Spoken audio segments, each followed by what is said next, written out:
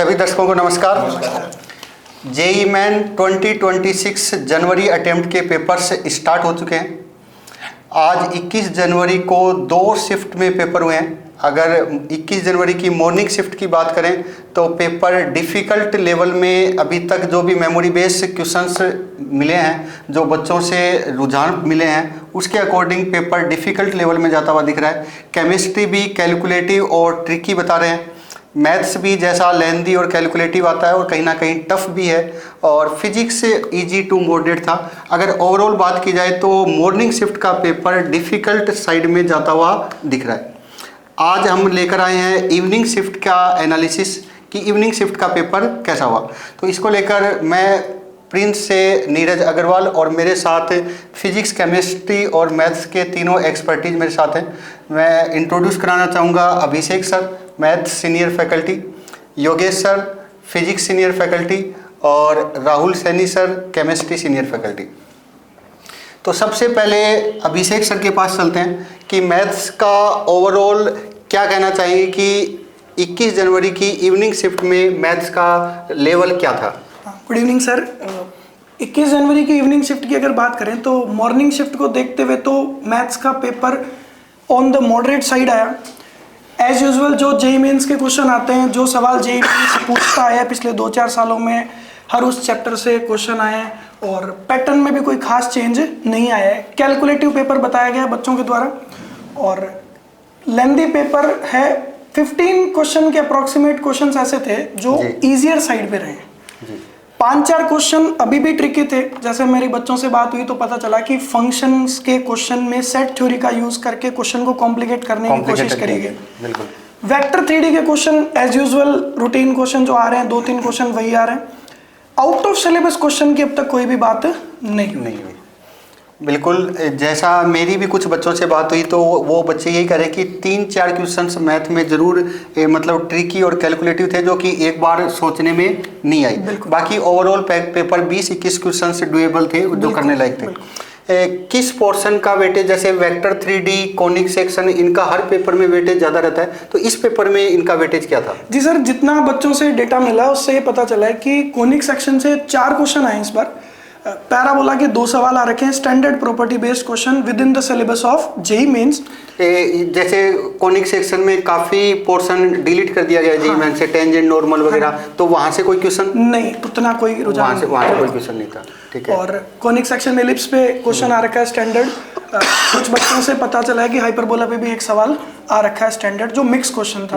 अभी तक अपने पास जितने मेमोरी बेस्ड क्वेश्चंस आए हैं मैथ्स में, क्या उसमें वेक्टर 3D के कितने क्वेश्चंस हैं? 3 क्वेश्चन बता रहे हैं बच्चे वेक्टर 3D के, जिसमें 3D का 1 सवाल है और 2 वेक्टर पे बता रहे हैं। 3D में प्लेन जेईई मेंस से हट चुका है तो प्लेन के ऊपर लाइन का क्वेश्चन बता रहे हैं बच्चे, जिसमें डायरेक्शन कोसाइन पे इस बार इन्होंने एक सवाल पूछा है और काफी टाइम बाद डायरेक्शन कोसाइन का एक स्टैंडर्ड एनसीईआरटी बेस्ड सवाल आया इस बार। जी। तो जो सिलेबस जेईई मेन से हट चुका है उसके ऊपर मॉर्निंग शिफ्ट में भी कोई क्वेश्चन नहीं पूछा गया, इवनिंग शिफ्ट में भी कोई क्वेश्चन नहीं पूछा गया। Overall vector 3D conic section से हर बार अच्छे क्वेश्चंस आते हैं, नंबर ऑफ क्वेश्चंस, तो वो इस बार भी देखने को मिल रहे हैं। बाकी पूरा पेपर की अगर बात करें तो डिस्ट्रीब्यूटेड था, बैलेंस पेपर था, हर एक चैप्टर को कवर करने की कोशिश की गई है।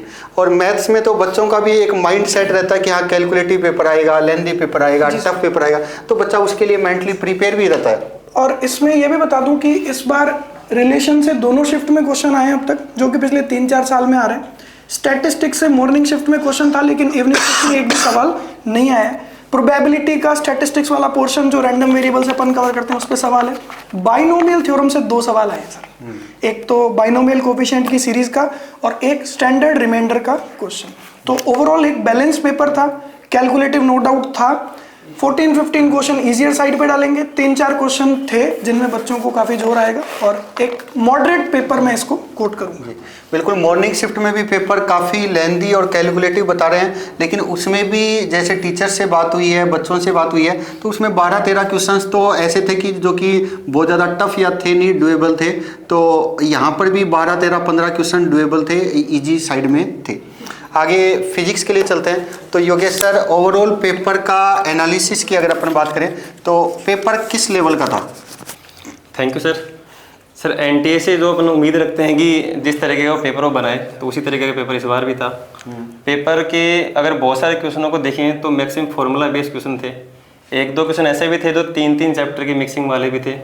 एक दो क्वेश्चन ऐसे भी थे जो लेंथी कैलकुलेशन भी करवा रहे थे। तो अपन चाहते थे कि इस तरीके के जो अपन जानते थे एनटीए को लेके उसी तरीके से इसने फिनिश में थे। लास्ट ईयर जेई मैन 2025 में जनवरी और अप्रैल शिफ्ट में जो पेपर हुए थे फिजिक्स के, तो उनसे अगर मैच किया जाए तो किस टाइप के थे? उनसे उसी लेवल के थे या उसी टाइप के थे या फिर कुछ चेंजेस देखने को मिले? नहीं सर, वैसा ही लगा, सेम टू सेम। इस पेपर का अगर मैं देखूँ तो मुझे लगा कि इजी और मॉडरेट के बीच का सा पेपर है ये। इजी टू मॉडरेट लेवल का। हाँ जी सर। तो अगर कोई बच्चा PYQ करके गया है तो क्या उसको यहाँ की आज वाली शिफ्ट्स में कोई बेनिफिट होता हुआ दिख रहा है? सर डेफिनेटली, अगर यहाँ से PYQ बच्चा करके गया है ना तो बट्टे पे बट्टे मार्क्स ला सकता है आज वाले पेपर में फिजिक्स के अंदर। बिल्कुल बिल्कुल जी सर। तो और वेटेज अगर वाइज अगर बात की जाए कि कोई ऐसा पोर्शन जिससे एक्स्ट्रा ऑर्डिनरी क्वेश्चंस पूछ लिए हैं, नंबर ऑफ क्वेश्चंस ज़्यादा पूछ लिए गए हों, कोई पोर्शन ऐसा जिससे को टच नहीं किया गया हो? सर अगर देखा जाए तो पेपर में 12th के पोर्शन थोड़ा सा ज़्यादा रहे और 12th में भी करंट वाला चैप्टर ना उसको जगह जगह यूज़ किया गया कम से कम 3 क्वेश्चन के अंदर जी। तो देखा जाए तो वैसे तो सारे ही चैप्टर को टच किया है इन्होंने, लेकिन 12th में करंट पे थोड़ा ज़्यादा ध्यान दिया। बिल्कुल, 12th को तो एनटीए वैसे भी ज़्यादा फोकस करता है, नो डाउट। 12th का वेटेज 55% के करीब तो रहता ही है, ताकि 12th वाला बच्चा जो बोर्ड का एग्जाम भी देगा तो उसको उसका कुछ बेनिफिट रहे।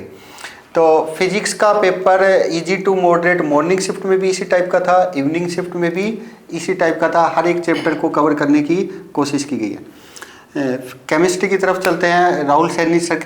तो केमिस्ट्री मॉर्निंग शिफ्ट में तो काफ़ी बच्चों को काफी ज़्यादा टफ पेपर आ गया था। काफ़ी मतलब बच्चे शौक थे कि इस टाइप का केमिस्ट्री का पेपर तो जनरली आता नहीं है। हाँ, तो अभी इवनिंग शिफ्ट में इवनिंग शिफ्ट का पेपर जो था वो ऑलमोस्ट एनसीईआरटी सेंट्रिक पेपर है। इजीली 80% क्वेश्चन ऐसे थे जो इजीली स्कोर कर सकता बच्चे ने यदि एनसीईआरटी अच्छे से पढ़ रखी है। स्पेशली मैं बताऊंगा अपनी एनसीईआरटी बेस्ड जो पीसीपी की टेस्ट सीरीज चलती है उसके एज इट इज क्वेश्चन अपन बोल सकते हैं, एज इट इज क्वेश्चन ऐसे कैसे आ गए थे। ये तो दर्शक कहेंगे कि हाँ पीसीपी के हैं तो कह रहे हैं कि पीसीपी की टेस्ट सीरीज के क्वेश्चन। नहीं, आप तो क्या वाकई में ऐसा था या फिर आप कहने के लिए था? नहीं, कहने के लिए नहीं है। एक्चुअली आप पीसीपी की टेस्ट सीरीज देख सकते हैं, एनसीईआरटी बेस्ड टेस्ट सीरीज जो चलती है अपनी, उसमें से almost 80% question as it is हैं, तो जो कि 30 मिनट्स के आसपास टाइम में किए जा सकते थे। 5 क्वेश्चन मैं बोलूंगा जो टफ थे। टफ भी कॉन्सेप्चुअली क्वेश्चन टफ नहीं थे। क्वेश्चन को टफ बनाने के लिए एनटीए ने क्या किया, अपनी वो जो निंजा टेक्निक है वो यूज की है। निंजा टेक्निक जिसमें अच्छा। वो मल्टीपल स्टेटमेंट्स डाल देता है। तो 5-5 स्टेटमेंट डाल के नंबर ऑफ करेक्ट स्टेटमेंट्स या नंबर ऑफ इनकरेक्ट स्टेटमेंट ऐसे पूछा है। तो मॉर्निंग शिफ्ट में भी ऐसे 5-7 क्वेश्चंस थे कि उसमें 5-7 स्टेटमेंट दे रखे हैं और पूछा है कि नंबर ऑफ करेक्ट स्टेटमेंट्स कितने हैं। ये एनटीए की कैरेक्टरिस्टिक ही हो गई है आजकल। एनटीए हर बार केमिस्ट्री में टफ क्वेश्चन को टफ बनाने के लिए इसी तरह की टेक्निक यूज कर रहा है। इजी क्वेश्चन को टफ बनाने के लिए, क्वेश्चन को टफ बनाने के लिए ऐसे वो नंबर ऑफ स्टेटमेंट्स बढ़ा देता है जी। दूसरा क्या है, 1-2 क्वेश्चन में ऐसे भी किया गया, जैसे एक ऑर्गेनिक का क्वेश्चन दिया, पूरी 12th की ऑर्गेनिक के जितने रिएजेंट थे सारे रिएजेंट एक ही रिएक्टेंट के ऊपर अप्लाई करवा दिए और फाइनल प्रोडक्ट पूछ लिया। तो कहीं ना कहीं जैसे इसने बैलेंस करने की कोशिश की, क्योंकि ओवरऑल पेपर में नंबर ऑफ क्वेश्चंस की अपन बात करें तो फिजिकल ऑर्गेनिक इनऑर्गेनिक के इक्वली डिस्ट्रीब्यूटेड नहीं थे, पर ऑर्गेनिक की पूरी कवर करने के लिए उसने इस तरह के कुछ 2-3 क्वेश्चन पूछे। जैसे एक क्वेश्चन में उसने पूरे के पूरे रिएजेंट्स पूछ लिए, दूसरे क्वेश्चन में उसने सारी की सारी नेम रिएक्शंस पूछ डाली। ऐसे नंबर ऑफ क्वेश्चंस देखे तो ऑर्गेनिक के कम थे, लेकिन वेटेज की ओवरऑल बात करें तो पूरे सिलेबस में से क्वेश्चन पूछे गए हैं। इनऑर्गेनिक की मैं बात करूं तो इनऑर्गेनिक में क्या हुआ, 2-3 टॉपिक यदि अपन देख ले जो जनरली ज्यादा वेटेज देके भी चलते हैं, पीरियोडिक टेबल, केमिकल बॉन्डिंग और कोऑर्डिनेशन, मैक्सिमम क्वेश्चन वहीं से हो गए थे। ब्लॉक से क्वेश्चन जो थे वो भी ऐसे थे कि अपन ने पीरियोडिक बॉन्डिंग कर रखा है तो वो इजीली डुएबल है। तो कुल मिला के शिफ्ट को अपन इजी बोल सकते हैं, पर 1-2 क्वेश्चन ऐसे हैं जो काफी ज्यादा टफ हैं, तो परफेक्ट स्कोर थोड़ा मुश्किल हो गया है जी। लास्ट ईयर अप्रैल अटेम्प्ट की अगर बात करें तो हर शिफ्ट में 4 क्वेश्चन 5 क्वेश्चन स्टेटमेंट टाइप के, असर्शन रीजन टाइप के आ रहे थे। इस वजह से लास्ट ईयर अप्रैल अटेम्प्ट की अगर बात करें तो केमिस्ट्री बच्चे कहते तो थे इजी है इजी है, लेकिन उन बच्चों का स्कोर आया नहीं। अगर 99 परसेंटाइल भी देखें तो 65, 63, 60 मार्क्स में केमिस्ट्री में 99 परसेंटाइल अप्रैल अटेम्प्ट में आ रहा था। और उसका मेन रीजन यही था कि असर्शन रीजन और स्टेटमेंट टाइप के क्वेश्चन बच्चों के लिए टफ दिख रहे थे। तो क्या इस बार भी इस टाइप के क्वेश्चन आ रहे हैं ऐसा स्टेटमेंट संदेश? टाइप के 3-4 क्वेश्चन अभी तक साइट हुए हैं, 3-4 क्वेश्चन मिले हैं हर शिफ्ट में। सुबह वाली शिफ्ट में भी थे, इस शिफ्ट में भी है। 2-3 क्वेश्चन स्टेटमेंट टाइप है, एक मैच द कॉलम भी था। लेकिन ज्यादा टफ जो इस शिफ्ट को बना रहा है वो है number of multiple statements. Multiple statement. तो मॉर्निंग शिफ्ट में भी नंबर ऑफ मल्टीपल स्टेटमेंट के क्वेश्चंस थे, इवनिंग शिफ्ट में भी हैं। तो ये कहा जा सकता है कि आगे वाली शिफ्ट में भी इस तरह के क्वेश्चंस देखने को मिलेंगे। तो बच्चे इस तरह के क्वेश्चंस के लिए मेंटली प्रिपेयर रहें। और अगर आपको कहीं भी ऐसा लग रहा है कि हाँ भाई इस क्वेश्चन में थोड़ा सा डाउट है, तो ऐसे क्वेश्चंस को अटेम्प्ट ही नहीं करें या फिर लास्ट के लिए छोड़ ऐसे क्वेश्चंस को स्किप करके रखें, स्किप करके रखें कि हाँ लास्ट सेकंड राउंड के लिए बचा के रखें। ओवरऑल अगर बातों को कंक्लूड किया जाए तो मॉर्निंग शिफ्ट हैवी जाती हुई दिख रही है और इवनिंग शिफ्ट कंपेरेटिवली आसान है। केमिस्ट्री भी इजी है, फिजिक्स भी इजी टू मॉडरेट है और मैथ्स जो है वो मॉडरेट है। तो ओवरऑल पेपर मॉडरेट है। इसी तरीके के एनालिसिस के लिए आगे भी कल भी जो शिफ्ट होंगी कल परसों, तो उनका भी एनालिसिस पीसीपी के फेसबुक पेज, यूट्यूब चैनल पर लगातार मिलता रहेगा। सभी दर्शकों का वीडियो देखने के लिए बहुत बहुत धन्यवाद।